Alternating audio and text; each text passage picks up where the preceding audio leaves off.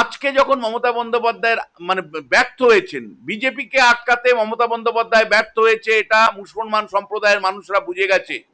Mamata Bandyopadhyay CA আটকাতে পারেনি, অর্থাৎ নাগরিকত্ব আইন সংশোধনী নিয়ে বড় বড় কথা বলেছিলেন, কিন্তু শেষ পর্যন্ত আইনটা আটকাতে পারেননি। মমতা বন্দ্যোপাধ্যায় আহ, নিবিড় ভোটার তালিকা সংশোধনী, নিবিড় ভোটার তালিকা সংশোধনী বা এসআইআর আটকাবেন বলেছিলেন, আটকাতে পারেননি তিনি।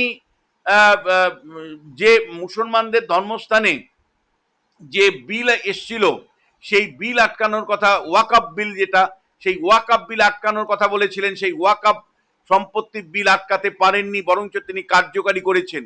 আর সবশেষে তিনি প্রতিশ্রুতি দিয়েছিলেন যতদিন তিনি আছেন বিজেপিকে আটকে রাখবেন।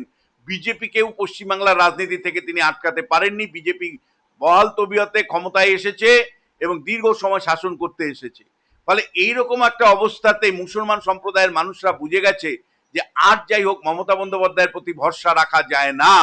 সেই কারণে কিন্তু লোক এই বিধানসভা নির্বাচনে আমরা দেখেছিলাম উত্তর দিনাজপুর, মালদা, মুর্শিদাবাদ, এমনকি নদিয়ার মতন জেলাতে বা উত্তর চব্বিশ পরগনার জেলাতে একটা ভোটের প্রায় 17% মুসলমান সম্প্রদায়ের মানুষ, যারা 2021-এ বিজেপি তৃণমূল কংগ্রেসকে এক কাট্টা হয়ে ভোট দিয়েছিল, এবার তারা কিন্তু কোথাও বাম কংগ্রেসকে ভোট দিয়েছে, কোথাও তারা আইএসএফ কে ভোট দিয়েছে, কোথাও হুমায়ুন পার্টি, জনতা উন্নয়ন পার্টিকে ভোট দিয়েছে, আম জনতা উন্নয়ন পার্টিকে ভোট দিয়েছে হুমায়ুন কবিরের। ফলে মুসলমানরা কিন্তু এই 26-এর বিধানসভা নির্বাচনেই কিছুটা আঁচ করতে পেরেছিল যে মমতার পক্ষে বিজেপিকে আটকে রাখা সম্ভব নয়, বরঞ্চ সফট হিন্দুত্বের নাম করে তিনি ট্যাক্স পেয়ারের টাকা স্কুল, কলেজ, বিশ্ববিদ্যালয় তৈরি না করে তিনি মন্দির তৈরি করছেন।